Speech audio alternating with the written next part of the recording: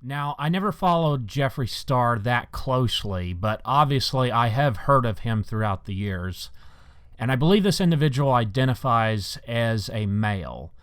But if not, then I apologize in advance for the incorrect pronouns. So if you're not already aware of what is going on, the Cliff Notes version to this story is about a decade ago, Jeffree Star was partnered with and went on tour with a band called Blood on the Dance Floor.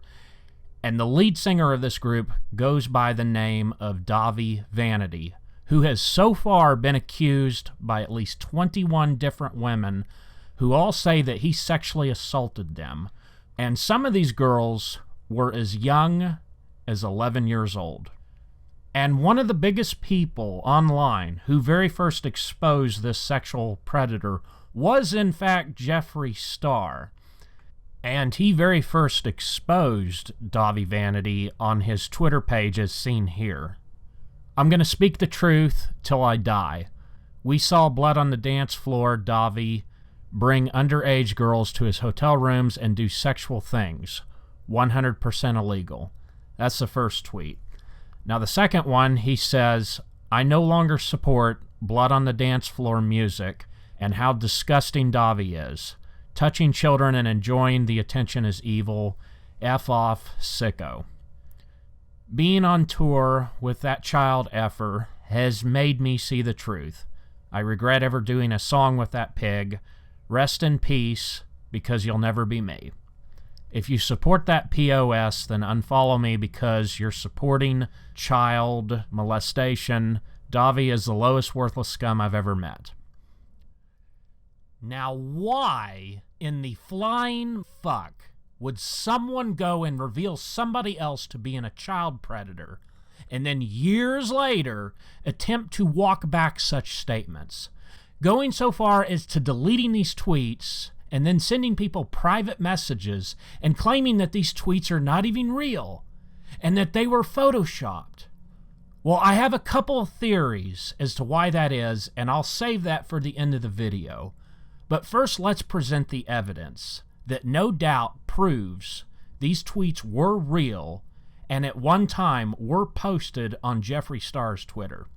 The tweets that I just read out loud were posted late at night on August 21st, 2010.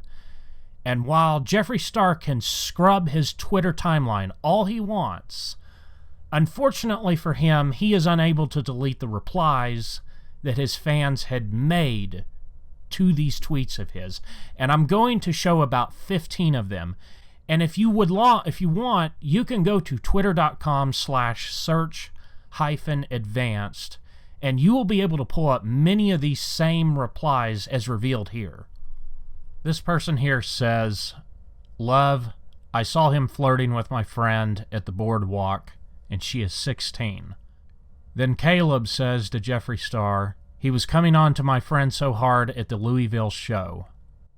Then this one right here says, that POS Dahvie groped and tried to kiss two of mine and Max Carms' friends. Hashtag good fucking riddance. Then Brittany says, thank you for calling him out on all his bullshit. Dahvie had sex with one of my friends and she was 14. You're amazing. Then Young Shred says, you're so right about Dahvie because when I went to your concert, they toured with you and he was totes hitting on 15-year-olds. Scumbag. Gregory Real says, you go girl for dissing Dahvie. I am totally on your side. He was asking my friend to go back to the hotel with him. And then this person says, I'm shocked about the whole Dahvie thing. I know I'm late on the info. I'm not on here much, but I totally 100% believe you. The reason I think Jeffree Star, many years later, has decided to delete those tweets and even refuses to acknowledge their existence, I think is pretty obvious.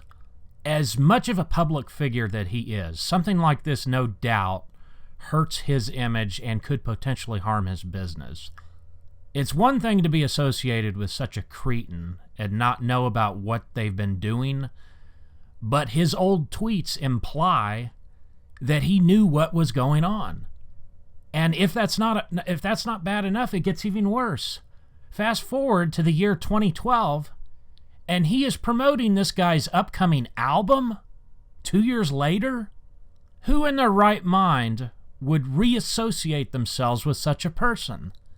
Now, to his credit, he has finally responded to Chris Hansen and will be doing an interview a couple days from now, which is on Sunday, I believe April 26th.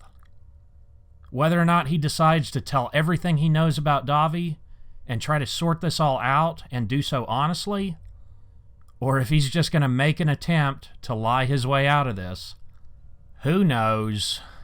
I guess only time will tell.